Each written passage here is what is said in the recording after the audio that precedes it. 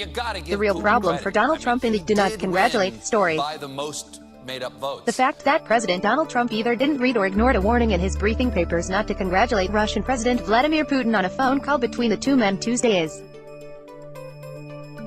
a sexy story. But it is not the real story here. That real story is that mere hours after Trump held a call with a foreign leader, the fact that he had gone against the advice of his national security team and congratulated Putin was leaked to the press. He called Putin on the phone, or as Trump calls it, the reporting in the Washington Post, which broke the story Tuesday evening, makes clear that the sourcing comes from people who are intimately familiar with the call between Trump and Putin. The sources knew that Trump had congratulated Putin on his win. Trump's briefing papers had contained the phrase, "Do not congratulate." Smoke bomb! Trump didn't broach the subject of the poisoning of a former Russia spy and his daughter on British soil. Trump was urged via talking points to bring up the poisoning. That level of information suggests a closeness to the president that doesn't come from some junior staffer popping off. This feels like a purposeful leak at the highest levels of presumably the national security apparatus designed to publicly embarrass the president. Why? Because there is clearly a belief among so many of Trump's advisors that the only way to really get your point across is to put it into the papers and on cable TV.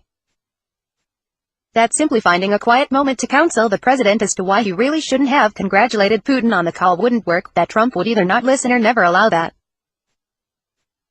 conversation to happen in the first place. And that is a massive story. Because a White House, any White House, in which the confidential details of a call between the President of the United States and the President of Russia leaks out hours after it happens is a dysfunctional one. According to CNN's Caitlin Collins and Jeff Zeleny, Trump and White House Chief of Staff John Kelly is livid about the leak and plans to address it sometime Wednesday. "This is unacceptable," one White House official told CNN, suggesting that someone in the White House viewed the leak as a deliberate attempt to embarrass both Trump and National Security Advisor H.R. McMaster, who was in the room for the call. Which, no duh. The leakiness of this White House is nothing new. Remember that early in Trump's time in office, word was leaked of a very contentious phone call with Australian Prime Minister Malcolm Turnbull. As I wrote less than a week into Trump's presidency, all White Houses leak. Sometimes the leaks are big, sometimes small. But there are always people willing to talk to reporters about the real story or about why the chief executive made a mistake in regard to some decision he made. That said, I've never seen so much leaking so quickly and with such disdain for the president as I have in the first 6 days of Donald Trump's presidency. So problematic did the leaks grow that when Kelly was brought in as chief of staff, one of his signature pronouncements was that he would get a handle on the leaking of the president's private communications and thoughts. Didn't work.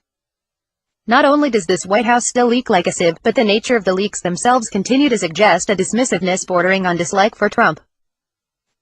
He, and some around him, will likely attribute the leaks to the alleged deep state burrowed within the federal government that continues to work to discredit him.